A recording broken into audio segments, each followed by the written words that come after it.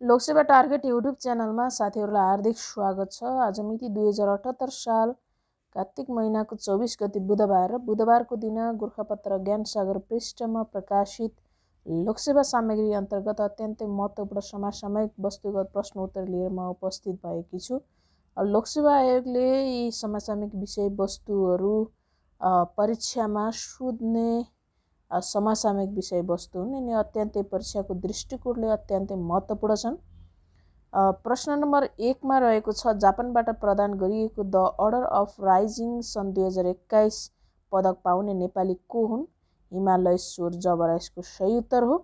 हाल नेपालको कुल वैदेशिक ऋण आर्थिक वर्ष 2077-78 सम्म मध्ये सबैभन्दा बढी कुन संस्थाको रहेको छ भनेर रहेको छ प्रश्न। विश्व ब्याङ्कको रहेको छ, जसमा 54% रहेको छ। विश्व बैङ्क ग्रुप अन्तर्गतको अन्तर्राष्ट्रिय विकास संस्था आइडिएको मात्रै 50.44% रहेको छ।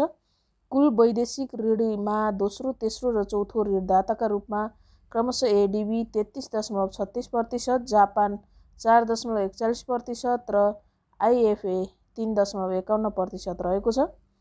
कुल वैदेशिक ऋणमा बहुपक्षीय दात्री निकायको हिस्सा 87.88% रहेको छ भने बाँकी 12.11% द्विपक्षीय रहेको छ। प्रश्न नम्बर 3 मा रहेको छ, वर्ल्ड बुक अफ रेकर्ड्सबाट सम्मानित हुने नेपाली को हुन्? अभिषेक विक्रम शाह रहेको छ, जुन चन्द्रगिरी हिल्स लिमिटेडका महाप्रबन्धक हुन्।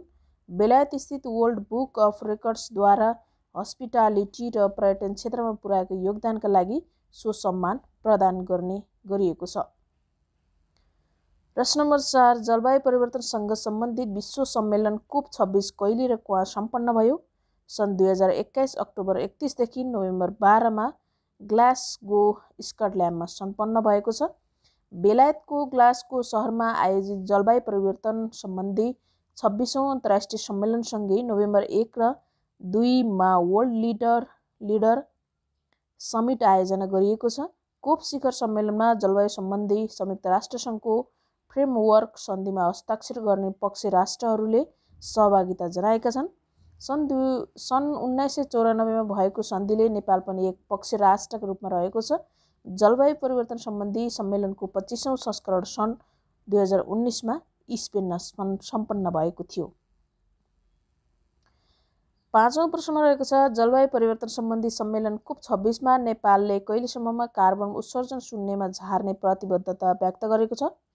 सन् 2045 सही उत्तर रहेको छ। 6औं प्रश्नमा, सन् 2021 मा ग्लासगोमा सम्पन्न जलवायु सम्बन्धी शिखर सम्मेलनमा विश्वका नेताहरूले कहिलेसम्म वन फडानी नियन्त्रण गर्ने प्रतिबद्धता व्यक्त गरेका छन्? सन् 2030 यसको सही उत्तर रहेको छ। सन् 2021 नोभेम्बर 2 मा यस सम्बन्धी सम्झौतामा हस्ताक्षर भएको थियो। प्रश्न नम्बर 7 मा रहेको छ, मिस युनिभर्स नेपाल 2021 को उपाधि जित्ने युवती को हुन्? यो अत्यन्तै महत्त्वपूर्ण रहेको छ समसामयिक विषयवस्तु। 2021 को मिस युनिभर्स नेपाल जित्ने उपाधि महिला युवती हुन् सुजिता बस्नेत।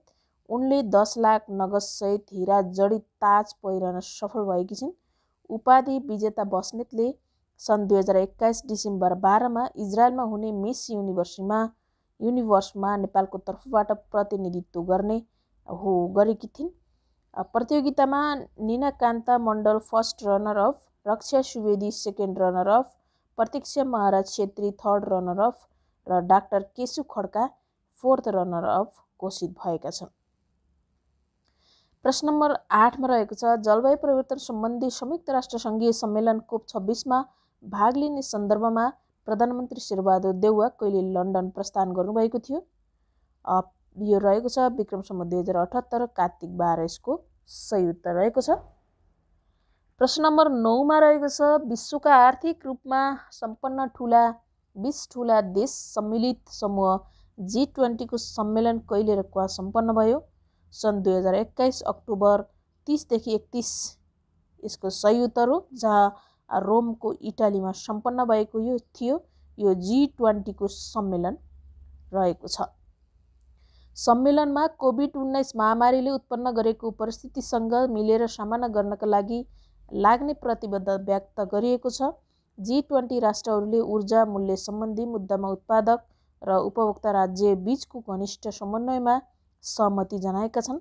ग्यास र तेलको मूल्यमा भएको उल्लेखनीय वृद्धि र अस्थिरताले विश्वव्यापी वृद्धिलाई कमजोर बनाएको भन्दै उत्पादक र उपभोक्ता राज्यबीच समन्वयको आवश्यकतामा जोड दिएको छ। 10औं प्रश्नमा रहेको छ, नेपालले भारतीय ऊर्जा बजारमा प्रतिस्पर्धी दरमा विद्युत बिक्री गर्ने अनुमति कहिले पाएको हो? विक्रम सम्वत 2078, कार्तिक 15 यसको सही उत्तर रहेको छ। सन् 2021 नोभेम्बर 1 सो अनुमति पाएको छ।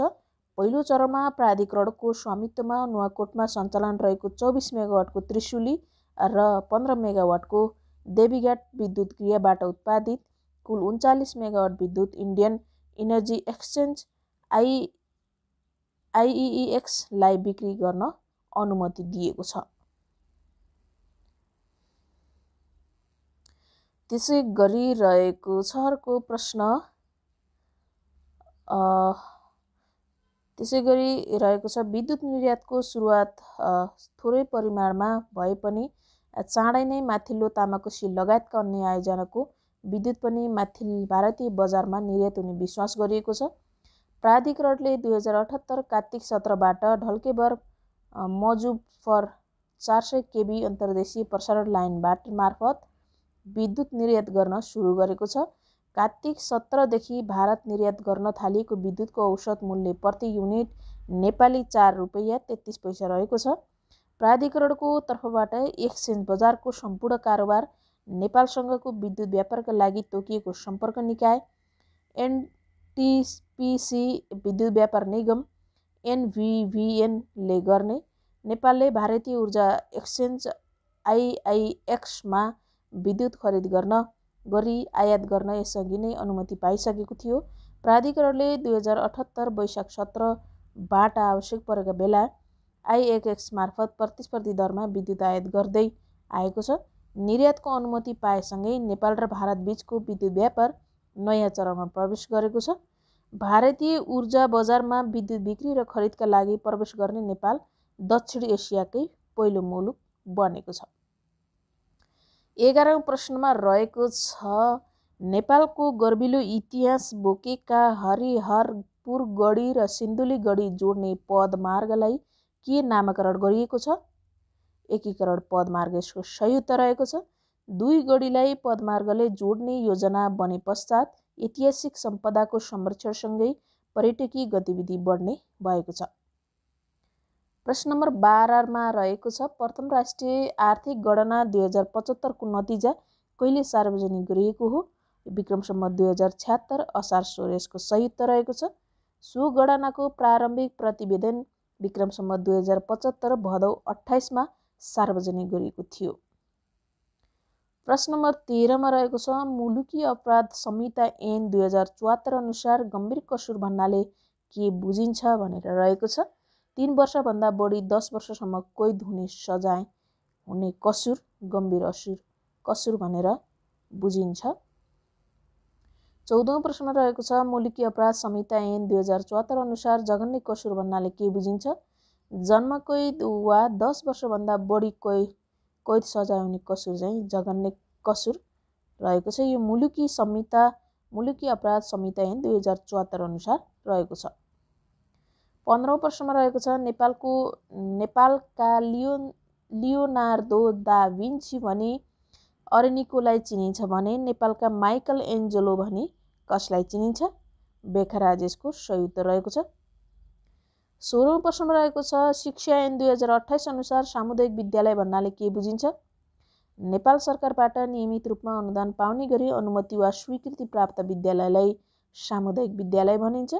सो ऐन अनुसार संस्थागत विद्यालय भन्नाले नेपाल सरकारबाट नियमित रूपमा अनुदान नपाउने गरी अनुमति वा स्वीकृति प्राप्त विद्यालय बुझिनेछ। त्यस्तै विद्यालय शिक्षा भन्नाले आधारभूत र माध्यमिक शिक्षालाई बुझिनेछ। 17औं प्रश्नमा रहेको छ, आधारभूत तह कक्षा 1 देखि 8 को परीक्षा सञ्चालन, अनुगमन र व्यवस्थापनको जिम्मेवारी कसलाई प्रदान गरिएको छ? स्थानीय तह यसको सही उत्तर रहेको छ। नेपालको संविधान अनुसार माध्यमिक तहको विद्यालय व्यवस्थापन गर्ने एकल अधिकार कुन तहलाई दिएको छ?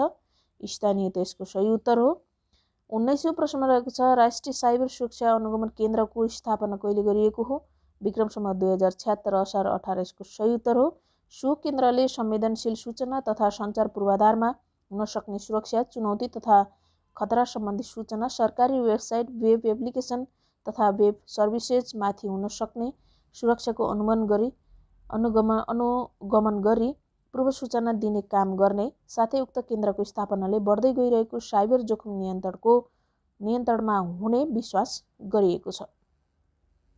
20औं प्रश्नमा रहेको छ सरकारले भानुभक्त प्राणी उद्यानको निर्माण कहाँ गर्न थालेको हो? तनहुँ यसको सही उत्तर हो। विक्रम सम्वत 2073 फागुन 11 गतेको मन्त्री परिषदको निर्णय र 2074 वैशाख 18 गतेको राजपत्रमा प्रकाशित गरी राष्ट्रिय विभूति आदिकवि भानुभक्त आचार्यको नाममा भानुभक्त प्राणी उद्यान निर्माण कार्य अघि बढाइएको छ। ब्यास नगरपालिका 11 र 12 तथा भानु नगरपालिका 5 र 6 वडालाई समेट्ने गरी उद्यान निर्माण गरिने भएको छ। उद्यानमा बालबालिकाको मनोरञ्जनात्मक चिल्ड्रेन पार्क, आन्तरिक एवं बाह्य पर्यटक प्रबन्धनका लागि आवश्यक पूर्वाधार निर्माण गरिने, हात्ती, गैंडा, बाघ, भालु, जिराफ जस्ता जनावर देश तथा विदेशबाट ल्याएर सो प्राणी उद्यानमा छोडिने बताइएको छ। 21औं प्रश्नमा रहेको छ उपत्यकाको चौडाइ सडकमा सवारी साधनको गति मापनका लागि हालै प्रयोगमा ल्याइएको प्रविधि कुन हो? लेजर स्पिड गन यसको सही उत्तर रहेको छ।